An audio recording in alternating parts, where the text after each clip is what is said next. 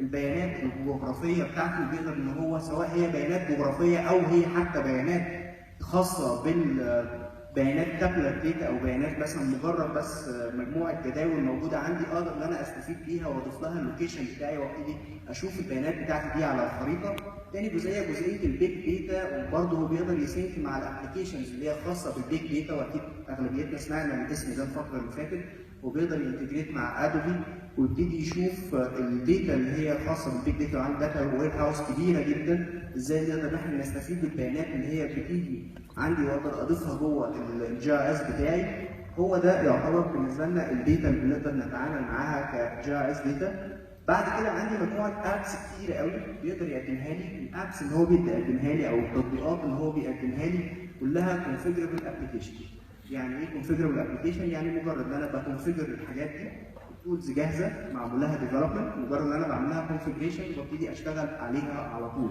تمام؟ الجي اس ابس هنبتدي من اول حاجه ابتدى يعمل لي برودكت اللي هو كولكتور فور ارك جي اس. كولكتور فور ارك جي اس ده للناس اللي هي بتنزل في الفيلد وعايزه تعمل عمليه رفع للبيانات بتاعتي الموجوده جوه الفيلد. طيب رفع بس البيانات، طب انا عايزه بعد ما يرفع النقطه او يرفع البيان بتاعه ياخد صوره من النقطه اللي هو خدها. كل الحاجات دي وابتدي اقدر اخزنها جوه قاعده البيانات بتاعتي. اللي هيقدر يعمل لي الجزئيه ديت هو الكولكتور فور ارك جي اس.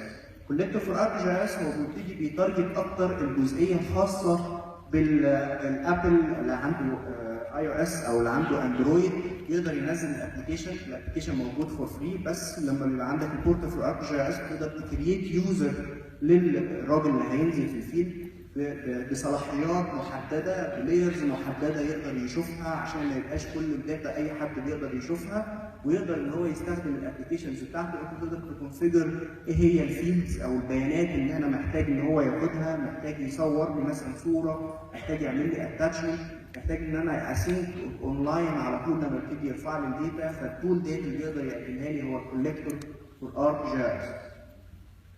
تاني جزئيه هنبتدي نبص على جزئيه الويب ابلكيشن.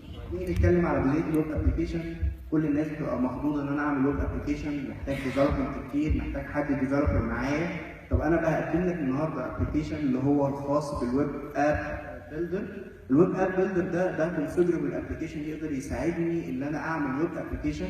الويب ابلكيشن فيه مجموعه تولز كتيره قوي موجوده فيها، تقدر تضيف الجاليري بتاعتك، تقدر تحط تشارتس، تقدر تحط تابلر داتا، تقدر تحط المابس بتاعتك والبيانات بتاعتك. تقدر لو انت عامل جيو بروسيسنج تولز او عامل مجموعه اناليسيس تولز جوه الارك جي اس ديسكتوب، تقدر تنتجريت ما بينها وتعمل لها ببلشنج للمابس بتاعتك.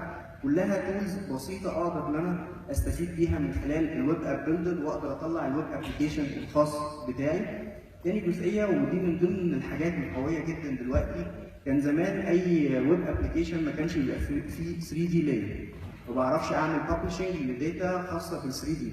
دلوقتي جوه البورتال في الارك جي اس بقى عندي حاجه اسمها الويب سين. الويب سين فيور ده بيقدر يعمل ببلشنج لداتا جايه لي 3 دي، واقدر ان انا اعرضها. طبعا بيبقى فيه برودكتس خاصه في الجزئيه بتاعت ال 3 دي زي السي تي انجن، وده النهارده عليه ورك شوب هيبتدي يشتغل عليه النهارده. تمام؟ السي تي انجن المفروض ان هو بيقدر تعمل اللي هي السمارت سيتيز بتاعتك او تعمل 3 دي سيتيز بتاعتك، تقدر تحط الشكل ده معمول بسي تي انجن. تمام؟ وتقدر تعمل لها ببلشنج بعد كده على الويب بتاعك لو انت عايز تعمل فيور خاص بيك يكون بيشتغل على ال 3 دي.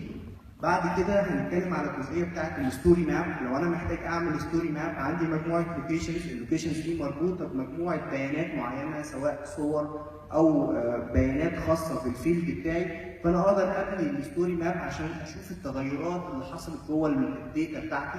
اقدر ان انا انتجريت ما بينها وما بين الجزئيه اللي هي خاصه بالتايم سلايدر. لو انا عايز اشوف مثلا التغيرات الزمنيه اللي حصلت على المشروع بتاعي، عايز اشوف والله المشروع ابتدى عامل ازاي وابتدى يتغير ازاي، كل الحاجات دي اقدر ان انا استفيد بيها واشتغل عليها.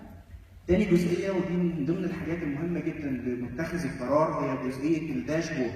الاوبريشنال داشبورد بيقدر يساعدني ان انا بقدر اكونفيجر تول بسيطه جدا، اقدر احط فيها مجموعه التشارتس، مجموعه الباي تشارتس اللي هي موجوده عندي، والحاجات العدادات اللي هي موجوده، عشان تقدر تساعد متخذ القرار ان هو يقدر يشوف يقدر يعمل عمليه مونيتورنج، يقدر يشوف الداتا الابديتس بتاعتها عامله ازاي، الانجازات اللي حصلت في المشاريع، ويقدر في نفس الوقت ينتجريت مع مثلا سيستم خاص بالفاينانس، حاجه خاصه بالحسابات عشان يقدر يقيس البادجت بتاعت المشاريع بتاعته، يبقى شايف كل الحاجات دي جوه الداشبورد.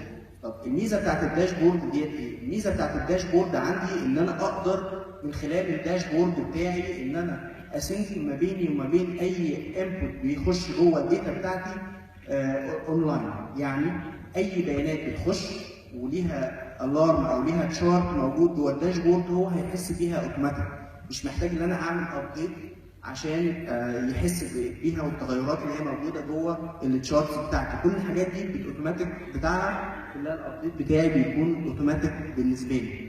تمام؟ الحاجات دي كلها بتفرق قوي مع الراجل. يعني هو انا بالنسبه لي كمتخذ قرار لما بيجي مثلا محتاج اي